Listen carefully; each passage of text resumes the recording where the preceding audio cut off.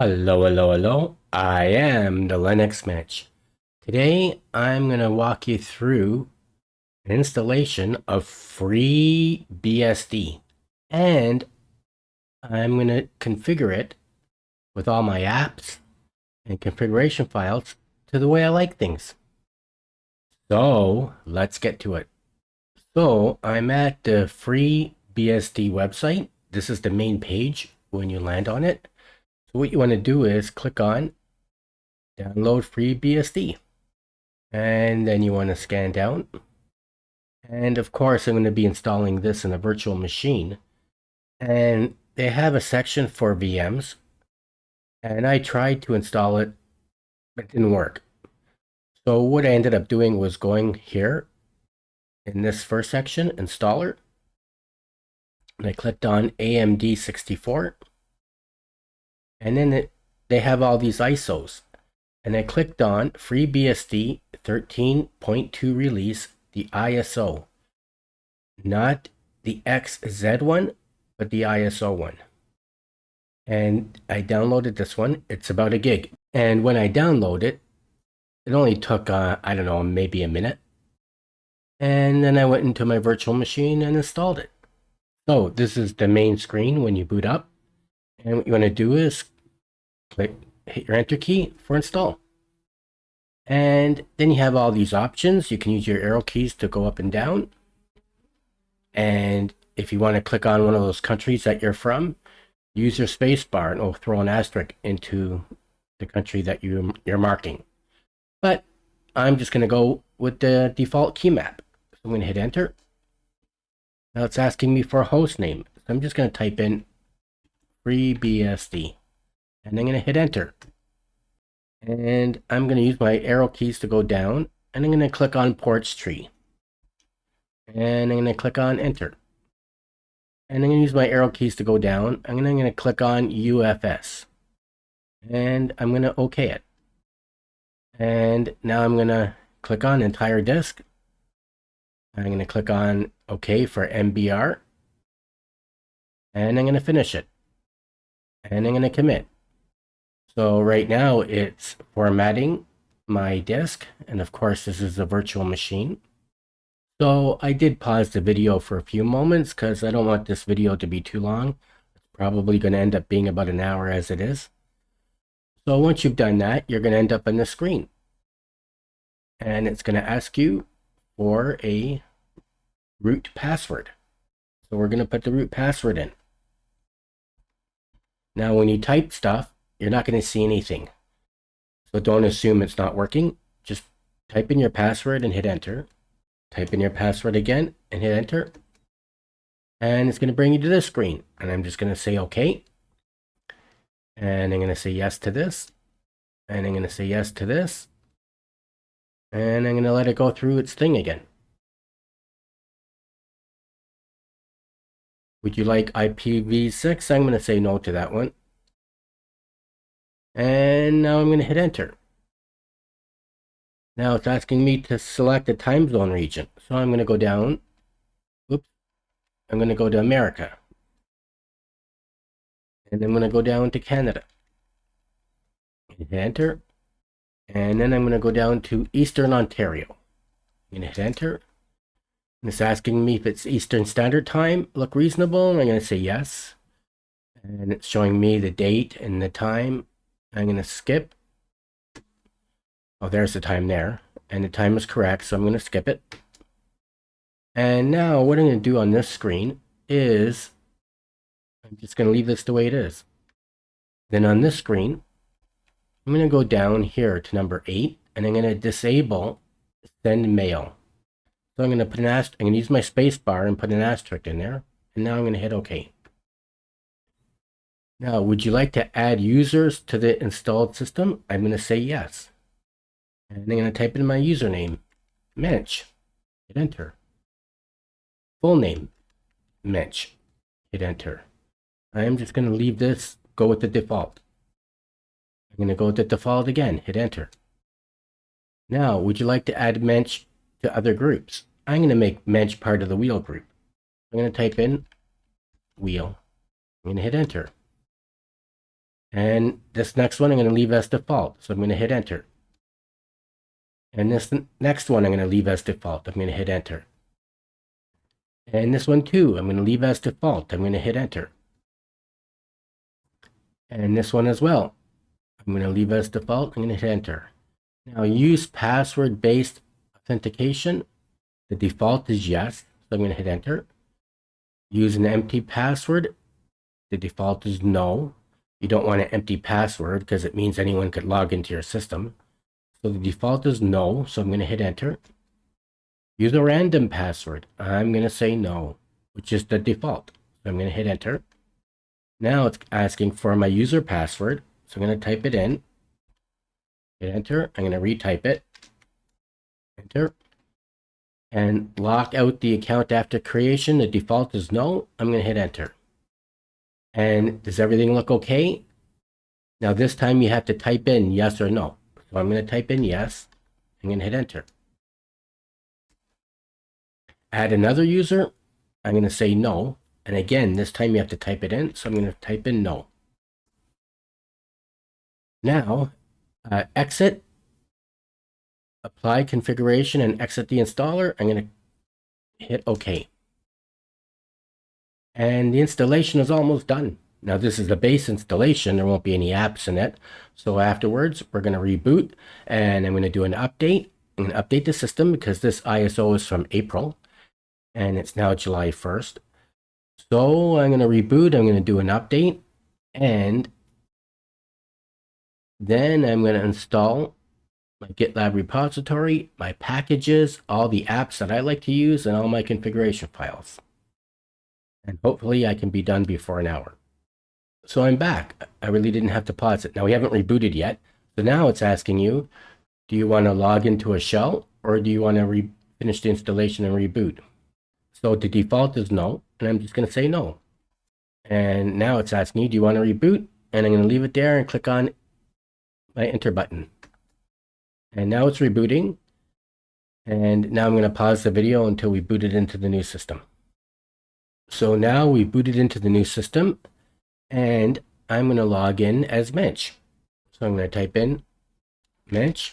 I'm going to hit enter. I'm going to type in Mensch's password, and let's clear the screen. So now I'm logged in as Mensch, and what I'm going to do is, Mensch is not part of the Sudo group yet, so I'm going to switch into root. So I'm going to type in su space dash.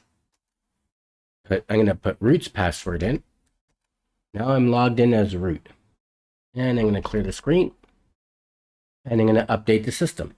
So I'm going to type in FreeBSD dash update fetch. I'm going to leave a space and then type in fetch. Hit enter. So now it's fetching the update. And now it's ended. So I'm just going to hit the Q button. And I'm going to clear the screen. Now I'm going to update install. So I'm going to type in FreeBSD dash update, leave a space, install. Just like that. And hit enter.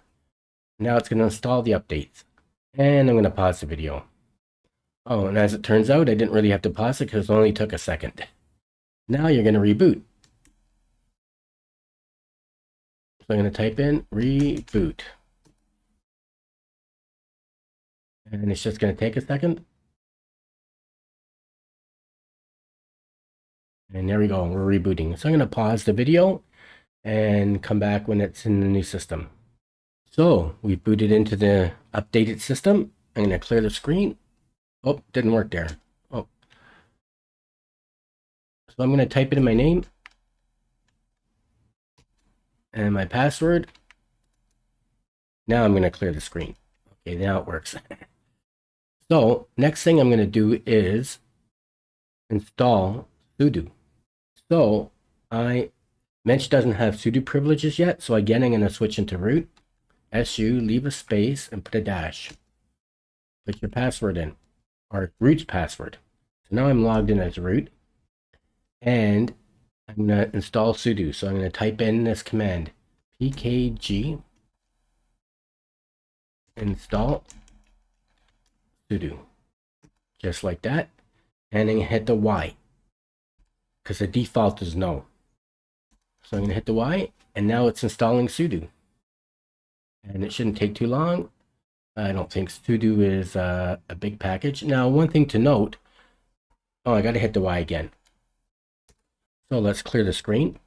So now we have to give Mensch Sudo privileges. So I'm going to type in this word, by Sudo, and it's one word. And I'm going to hit enter. And of course, you have to be in root. And just scan down. And did I scan down to? Oh, okay. So normally in all my videos, I don't use the wheel group. And when I do my Arch installs and my Debian installs, my Linux Mint, whatever install I'm doing, I always just copy this line to a second line and change the word root to Mensch. So you end up with two lines. You have this line root all, and Mensch all. And you can do that here because I did this because I've been playing with this system for the past week. And you can type in Mensch there, copy this line down and paste it there, and take root out and put Mensch in, Mensch all, and it will work. They did it. But this time, I'm just going to use the wheel group because on our install, it asked us if we wanted Mensch to be part of any groups, and we made Mensch part of the wheel group. So what I'm going to do is I'm just going to uncomment this one down here. And this is the way most people and most distributions give the user Sudo privileges this way by having him to be part of the wheel group. But I always do it the other way because I just like doing it that way. But this time we're going to do it this way. So I'm going to uncomment the wheel group. And that's it. All you got to do is save the file now. Whoever is part of the wheel group is going to have all privileges or Sudo privileges. So I'm going to save the file. And we're out of there. Let's clear the screen. Now I'm going to exit. And I'm going to clear the screen again. Now we're logged in back as Mensch. And before I do anything, I just want to see what kind of folders I have. So I'm going to make a directory called mkdir period config. I do this in all my installations. Let's see if it's there. Okay, let's clear the screen. So now I'm going to install Git. So if you want to download my Git files, or if I want to do it, I always have to have Git installed, and Git is hardly ever installed in any distribution by default. So we're going to do sudo pkg install Git and hit enter. And you're going to put Mensch's password in. So let's put his password in. And now it's and you have to hit the Y because when you're installing in FreeBSD, the default is always no. So let's type in the Y and hit enter. And now it's installing Git. And it's done. So let's clear the screen. So now we're going to fetch Mensch's or my GitLab repository. So I'm going to type in this command, git clone https:// gitlab.com artibus1/mensch.git. And if I typed it right, it should download it in a couple seconds. And it's done. I don't even think that was a couple of seconds. I think that was 1 second, if not less. So now we have Mensch's GitLab repository. Let's clear the screen. So now I want to ls it. And we see we have Mensch folder there. Let's cd into Mensch. This is my Mensch folder from my GitLab repository. Let's ls it. And we have, let's just ll it. Let's clear the screen. Let's ll it. Oops, ll it. We have all these folders in here. We have folders and files in here. And if you look, the words with the slashes at the end, those are folders. The other ones are files. So there's a lot of stuff in here. And I have a separate folder. I don't even know if you can see it now. So let's clear the screen. Let's do ls. Let's look at it this way. And of course, my mouse isn't working yet because I'm in a TTY. So on the far left, or from the bottom, I have a folder called Debian. So if you're using my GitLab repository to configure a base Debian install, you'd want to go into that folder. If you're installing FreeBSD like we're right now, you want to go into my FreeBSD folder, which is on the far left at the very bottom of the second bottom. So it's the second bottom on the far left. So at the bottom you have Mensch at FreeBSD, and right above it you have FreeBSD. So if you're installing FreeBSD like we're doing now, you want to go into that folder. So we're going to do cd free. Let's clear the screen. So now we're in the FreeBSD folder from my GitLab repository. And let's do an ls. And what I'm going to do is I'm going to run auto app. So if you see on the far left, the second from the bottom is auto app. And if we do an ll, we could even do it this way. Let's do an ll. So the fourth from the bottom is auto app. And that is a file that I use for all my installations, whether I'm installing Arch Linux, Debian, FreeBSD, or anything else. I always use that. Now I've changed it, and I'm going to show you. So let's see, should I cat it or vi into it? Let's vi into it. See, Vim is not installed yet, but vi is. And if you don't know, vi is just a really older version of Vim. Vim is also old, but Vim is a newer version of vi, and Vim has added to it a lot more flexibility and usability. But this is installed with vi by default, but we're going to install Vim and configure it to the way I like it.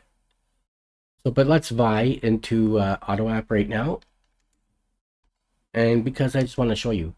So this auto app has a bunch of applications that I like to use for myself, and I put into all my installations. And I have one for Arch Linux. I have one for Debian in that Debian folder, and now I made one for FreeBSD. And the reason why I made one for FreeBSD, this file that I use for Arch has more applications in it, and some of those applications, as far as I know, are not available in FreeBSD. Now, I don't know if FreeBSD has alternate repositories that you can program into it. I didn't get that far with playing with FreeBSD because I've only been using FreeBSD for a week. I never used it before. I never even installed it before. So a week ago was the first time I installed it. So there may be some other repositories that you can program into your FreeBSD. I don't know about that. So like I said, this file has apps that I use, that I always use, but I made it a little smaller because I deleted the apps that will not install into FreeBSD as far as I know. Okay, so these are the files I'm going to install. If you run this command, it's going to install. Oh, my mouse doesn't work. So we're still in the TTY, so I can't use my mouse to point to it. But just quickly to let you know what we're installing, if you run this file, it's going to install the Cinnamon Desktop, the Awesome Window Manager, Rhythmbox, which is for music, a music player, Celluloid, which is a video player, Firefox, LibreWolf, which is a web browser. It's a hardened fork of Firefox, LibreOffice, which is a full office suite, HTOP, NeoFetch, Vim, Zesh, Papyrus Icon Theme, Material GTK Theme, XFCE Power Manager, which I use in my Awesome Window Manager, LX Appearance, which is an app for setting themes in Awesome, XED, which is just a graphical text editor, Gnome Calculator, EOG and Babob are Gnome, I can't remember now, they're Gnome applications I use. Gnome System Monitor, Pavo Control, which is the volume control, Themis, which is a music player that works in a terminal, libcalculate, which is a calculator that works in the terminal, Lightdm GTK greeter, Xorg, and PCman FM. And PCman FM is my favorite file manager. So I just wanted to read those off fast. This is what it's going to install. So to get out of here, let's quit out of there. And let's clear the screen. And to run that command, we're going to do /auto. And we're going to hit enter. Asking for the password. And it's asking for us. So we got to put a Y in for yes. And this is downloading and installing over 600 packages. So it's going to take about 5 minutes, maybe 10 at the most. So for sure, I'm going to pause the video and I'll be back. Okay, so I'm back. That took about 10 minutes. So what I'm going to do is clear the screen. I'm going to CD out of there. And I'm going to type in this command. Sudo vi etc fstab and hit enter. I'm going to put my password in. And I'm going to scan down here to the end. I'm going to type in proc. I'm going to tab it until I get underneath there. And I'm going to type in this. /proc. I'm going to tab it until I get there. And I'm going to type in proc fs. I'm going to tab it. I'm going to do rw.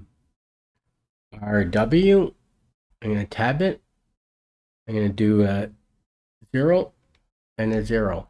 And at this point too, when we're typing in numbers, I recommend using, while we're in the TTY, using the numbers on the top of your keyboard rather than the keypad on the side. Anyways, let's hit enter. And now I'm going to save the file. So, whoops. Let's escape out of there. Let's delete that. Okay, now I'm going to save the file and I'm going to clear the screen. Next thing I'm going to do is type in sudo vi /etc rc period conf. And I'm going to go down to the bottom. I'm going to leave some spaces. And I'm going to type in these commands. dbus _ enable equals capital yes. And I'm going to hit enter. And I'm going to type in, whoops, gotta delete that. And I'm going to type in, make sure you take your caps off. And then I'm going to type in Lightdm _ enable equals capital yes. Take your caps off and just hit enter like that and leave a little space. You don't have to do that, of course. And I'm going to save the file. And I'm going to clear the screen. So now I'm going to CD back into the Mensch folder that I downloaded from my GitLab repository.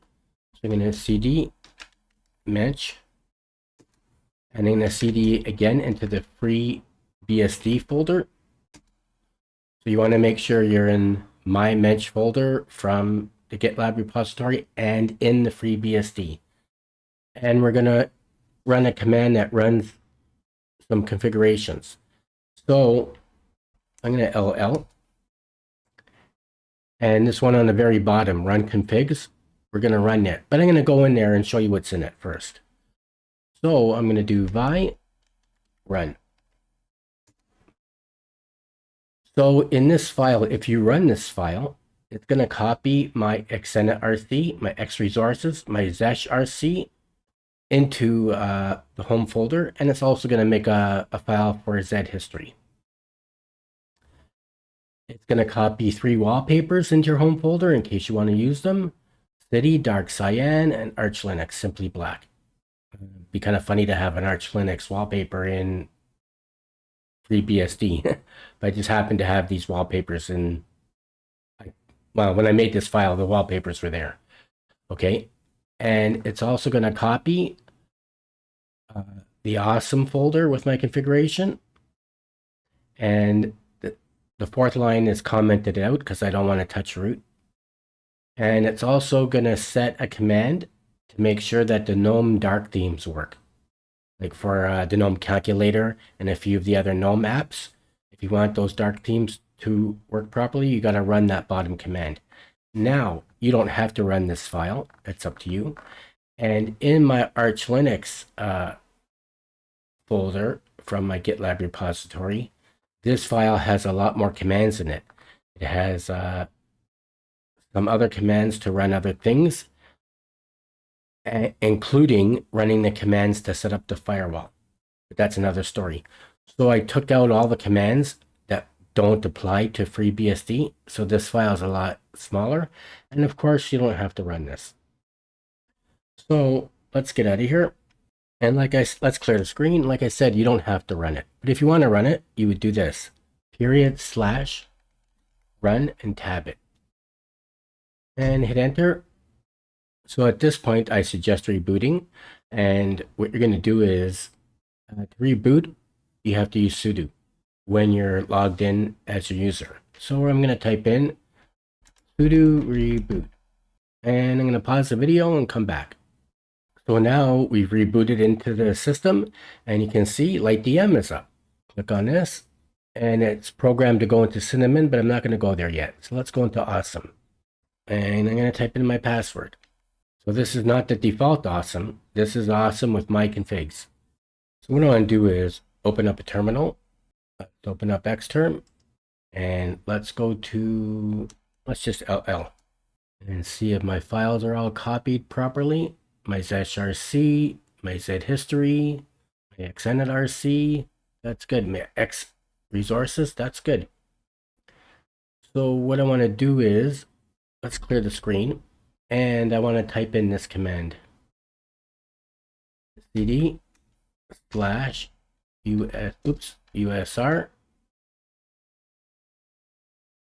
/local /share /vim /vim90 /. Okay, that's better. So what I want to do is,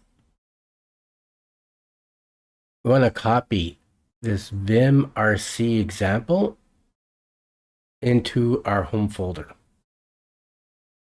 So I'm going to do copy vim, and I'm going to do squiggly /.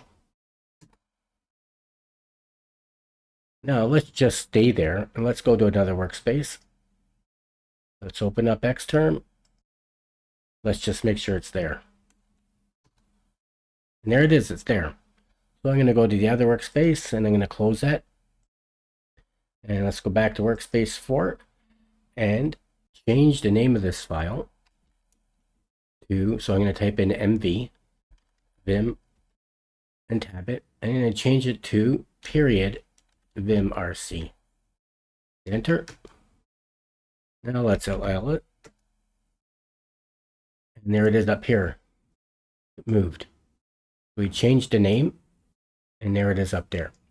Now I'm going to clear the screen, and I want to go into it. Vi .vimrc. And I'm going to scan down. Probably scan down to anywhere. Let's go here, and let's leave some spaces. Let's go up, and I'm going to type in these commands. Set nu, go to the next line. Set rnu, go to the next line. Set fill ch rs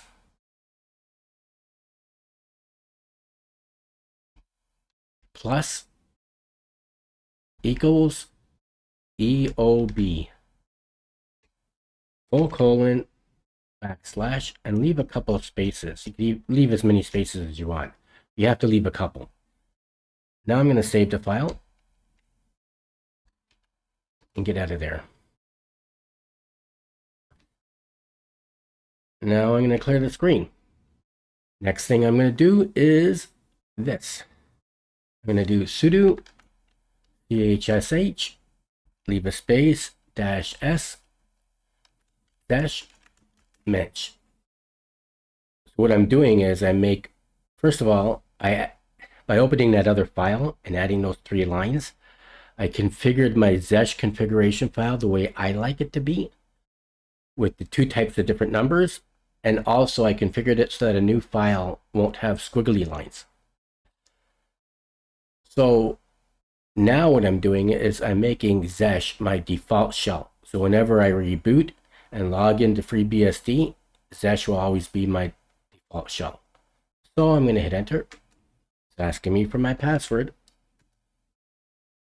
And user information updated. Now I'm not going to change my default shell in root, because I read somewhere on there that on BSD it's better not to do it.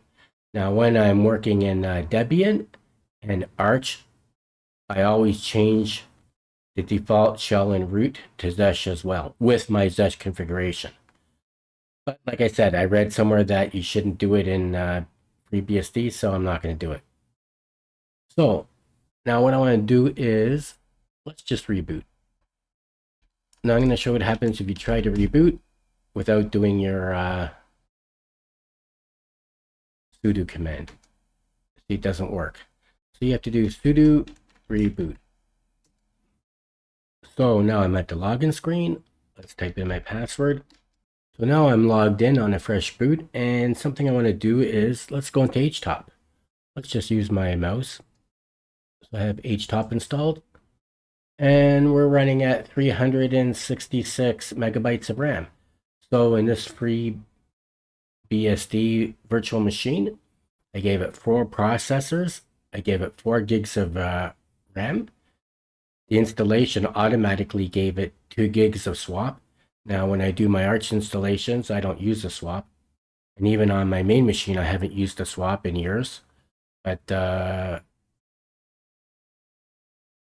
FreeBSD gave it 2 gigs of swap. I can live with that. And anyway, so there's 4 processors, there's 4 gigs of RAM, and I gave it a 40 gig hard drive. So in Awesome, we're running at 341. That's not bad. In Arch Linux, on a fresh boot, going into Awesome Window Manager, you might be at 270 megabytes of RAM. So this is a fresh boot. We're running at 341 megabytes of RAM. That's not bad. So let's open up a terminal. You can see my default shell is Zesh. And let's vim into a new text. Vim. Let's type in test text. So my configuration file for Vim is working, because if I didn't put it in, number 1, I wouldn't have numbers.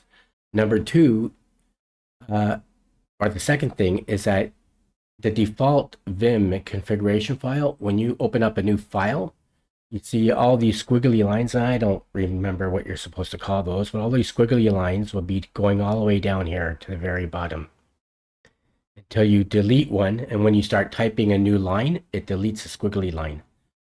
And that goes for Vi as well as Vim. So when we did my configuration file for Vim, that 3rd line we put in, that takes out those squiggly lines when you open up a new text file. So let's close this.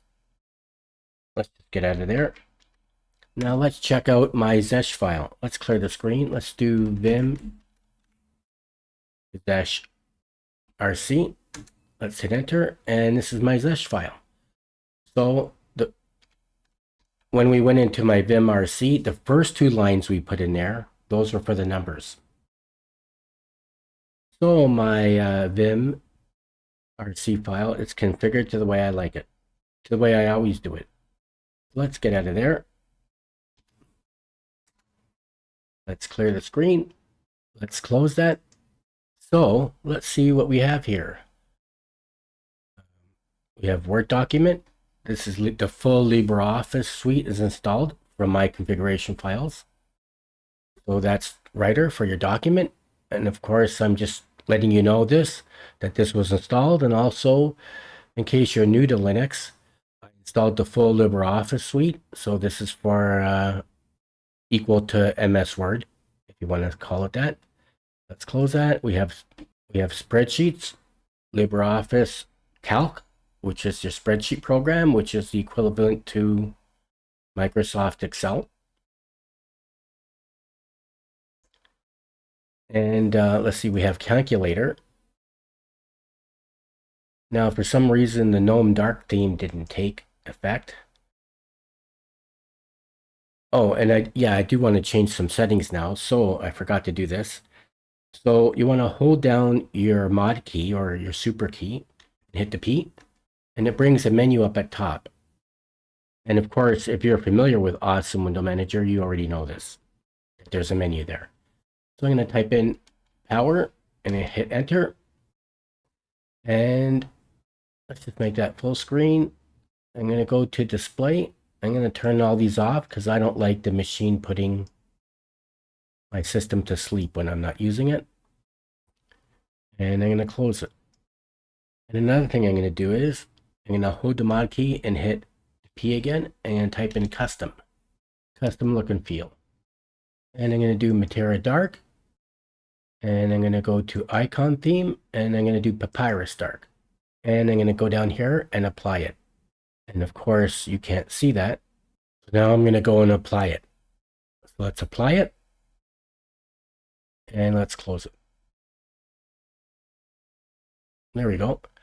So now let's open up PCman FM. And we have, that's my favorite file manager. And we have our dark theme. Now let's see if calculator dark theme is there. Oh, and it's not working. So what we want to do is I'm going to run this command again. I'm going to open up the terminal and we're going to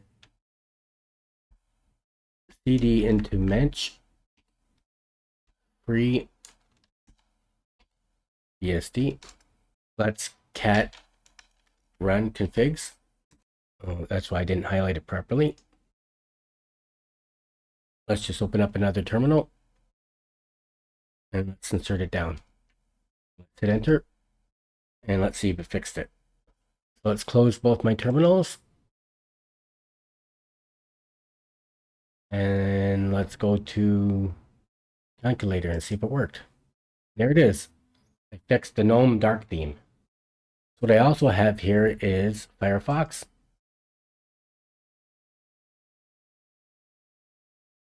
Let's say not now. I have Firefox installed.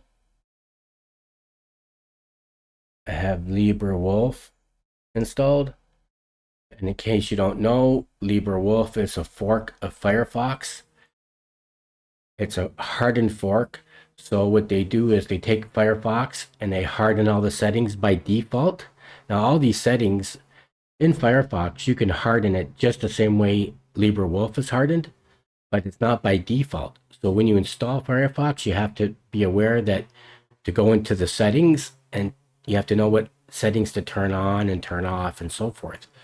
But what LibreWolf developers did is they take Firefox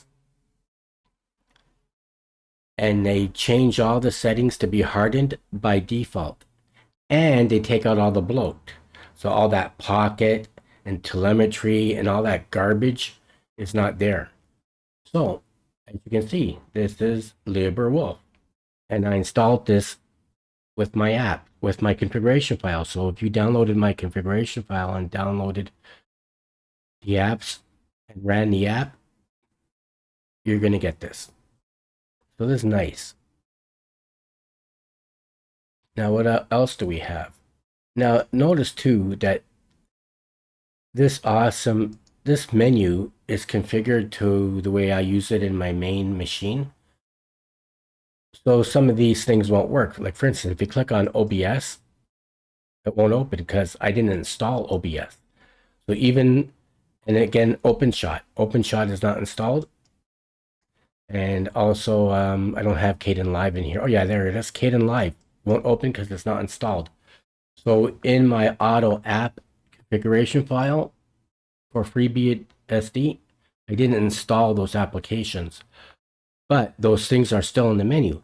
So if you want to install something, if it's available in the repo and you install it, you won't have to configure Awesome. It's going to be there in the menu for you to use. Now, what I'm going to do is log out of here.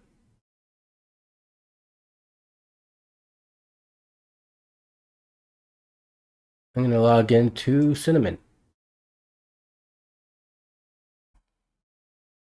Let's put my password in. Hold on a sec. Okay, let's put my password in. And we're logging into the Cinnamon desktop environment. Now, this is but ugly.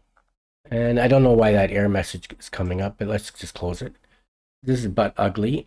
And just so you know, if you're new to Linux, or if you're new to the Cinnamon desktop, the Cinnamon desktop was created by the Linux Mint team and maintained by them. But you can use the Cinnamon desktop in most Linux distributions. And when you install Linux Mint, the Cinnamon desktop is themed beautifully. And also Manjaro. If you download Manjaro Cinnamon Edition or Manjaro Cinnamon Community Edition, also the Cinnamon desktop is themed very nicely. But if you install Cinnamon desktop in pure Debian, pure Arch, or FreeBSD, it's but ugly. But you can theme it the way you want to, and you can theme it to make it look nice. So I'm going to go through that really quickly. So what I'm going to do is change the clock. I don't like 24-hour, and I like to display the date. Put that on. I'm going to get rid of the printer because I don't have a printer. I'm going to install the weather app. So you're going to go to Applets. You're going to hit download. And you're just going to download the applets. Now, I wasn't going to theme Cinnamon on this video because I don't want the video to be too long. And Cinnamon, you don't have to go into any configuration files. You just have to know how to use it. So, but I figured I'm going to do it anyways. So I'm going to click on the weather app. I'm going to download it. Then I'm going to go to manage. I'm going to click it on again. I'm going to click it on again and I hit the plus sign. And there it is. I'm going to close the window and there's the weather app. Oh, we have smoke in Toronto. You know, the reason why there's smoke in Toronto is, and I'm going to make this look nicer, don't worry. The reason why there's smoke in Toronto is because there's forest fires in Ontario, Quebec, and the past week the smoke's been blowing over into the city of Toronto, and the air quality has been really bad. So next, I'm going to go into settings.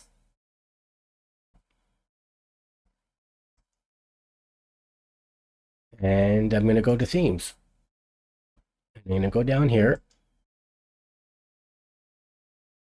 Oh, before I do that, I'm going to add and remove. So I'm going to add the new themes. I'm downloading themes. Now, of course, if you're familiar with Cinnamon from Linux Mint or Arch Linux or whatever, you probably know this. But I like to show this anyways. This is how I theme all my Cinnamon. Even when I'm using Linux Mint or Manjaro or pure Arch or pure Debian, I always theme my Cinnamon the same way. And let's just type in AD. There it is. It's Adara Dark is the one I want. Download it. Let's go back to themes. Let's click on my buttons. Let's do Adara Dark. Let's click on, no, let's click on Papyrus Dark. Anyways, that looks a lot nicer. I put some wallpapers in here. I put this dark cyan in. Let's add my home directory in here. And let's put that in there. Let's enter it. Okay, so now we got some wallpaper. Now, I don't like this see-through theme here. So let's go back into themes. But there's my Adara Dark. I guess I have to go right back out and back in. That was strange. Now let's close it. And what I want to do is I want to go to settings. Let's open it up. And I want to go to font. And I always change this to sans bold. And let's make this 11. Select it. And let's close it. So now we can see down here, it's a lot nicer. You have your volume control. You have your date and your time. You have the weather app. I love my weather app. So we have Nemo, Firefox,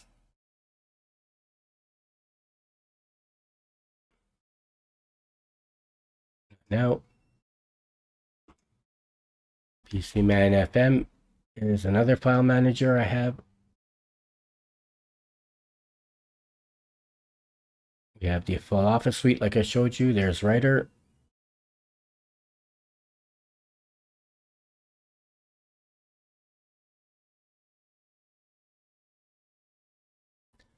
We have spreadsheet.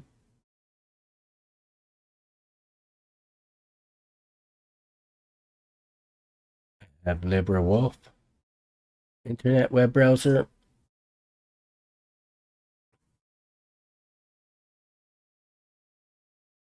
I have sound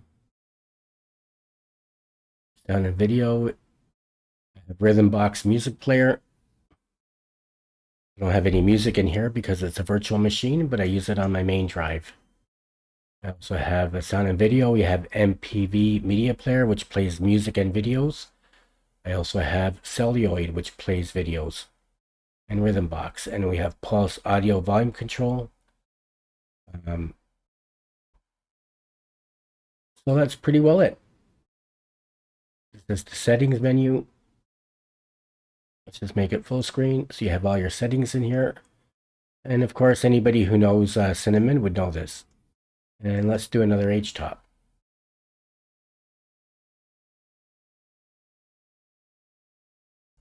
So now we're running at about 881. If I was running Cinnamon on the Arch Linux, it'd probably be running about 500 or 600. So this runs a bit heavier than Arch Linux, but this is running about the same as Debian as far as RAM usage, because Debian also runs a little bit heavier than Arch Linux. So I think that's about it. So the first time I installed FreeBSD was last weekend, and I had lots of problems getting it installed. It took like 3 tries, and the main problem I had was with my mouse. My mouse wasn't working. Now, I installed FreeBSD in a virtual machine, not on bare metal. So probably if you install it on bare metal, you won't have trouble with your mouse. Now, the virtual machine I use is Virt Manager. I have used VirtualBox in the past, but I don't use it anymore. And I've also used VMware in the past, and I don't use that anymore. So I've been using Virt Manager for about 1.5 years, and I love it, and I never have trouble with it. So when I installed FreeBSD in Virt Manager last weekend, it wasn't recognizing my mouse.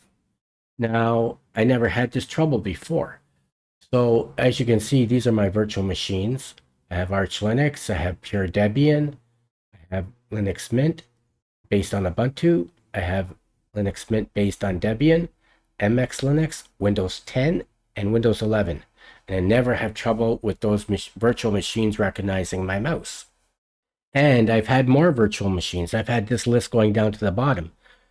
because what I do every so often, I clean up, I delete my virtual machines. If I'm not using them, or I don't think I'm going to use them for a video, or I'm not going to be playing with them, every few months I want to do a cleanup in my computer and I delete the virtual machines. So I used to have a list down to here. So if we go to, so like I said, I have all these virtual machines and I've never had trouble with my mouse. So I'm at distro watch. This is just a page to remind me. In Virt Manager, I've installed MX Linux, Endeavor, Linux Mint, Manjaro, Pure Debian, Pop! OS, Fedora, Ubuntu, and Peppermint. And Windows 10 and Windows 11. And I've never had a problem with booting into or installing a virtual machine and having it recognize my mouse. So with FreeBSD, I didn't have a problem in the first part of the installation because there is no mouse, it's the TTY.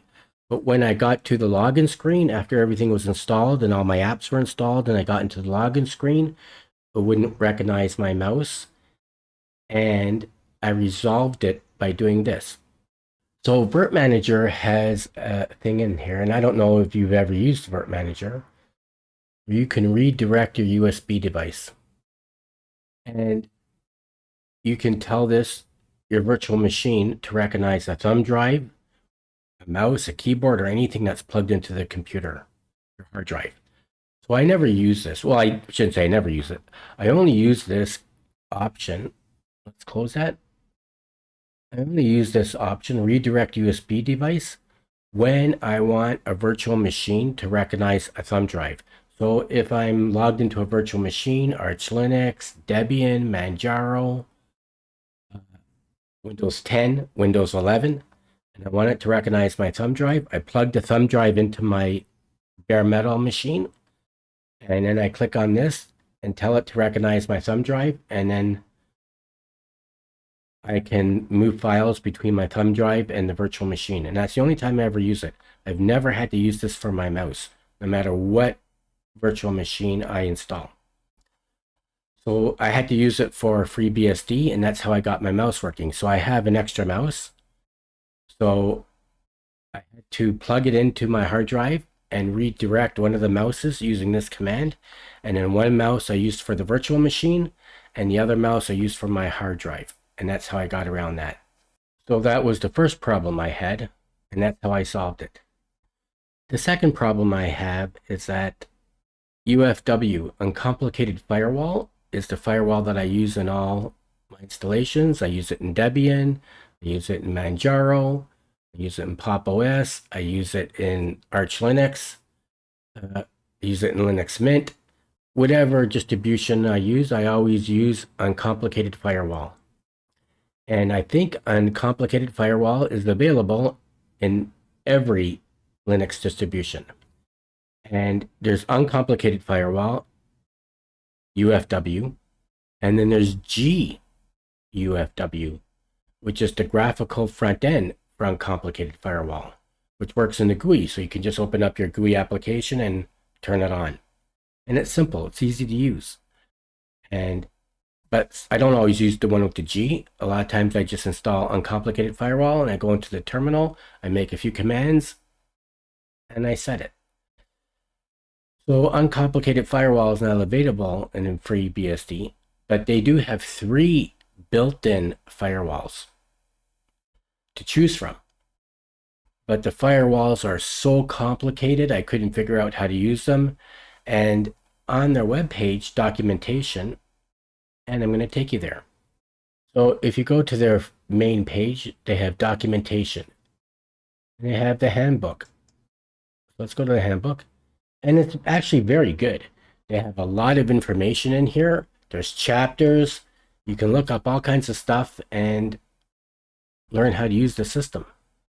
And they have more documentation here than most Linux distributions. So here's firewalls. If you click it on, and scroll down, they explain what firewalls are and the concepts. And they have 3 firewalls. They have PF firewall, IPFW, and IPF filter.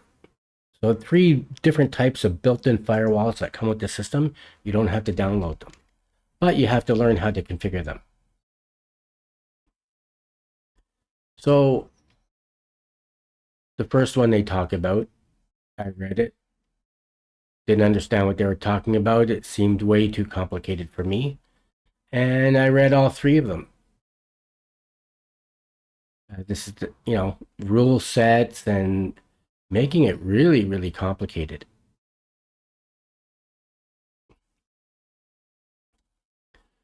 So I read this several times, I didn't do a deep read or a deep dive, but a lot of it was over my head.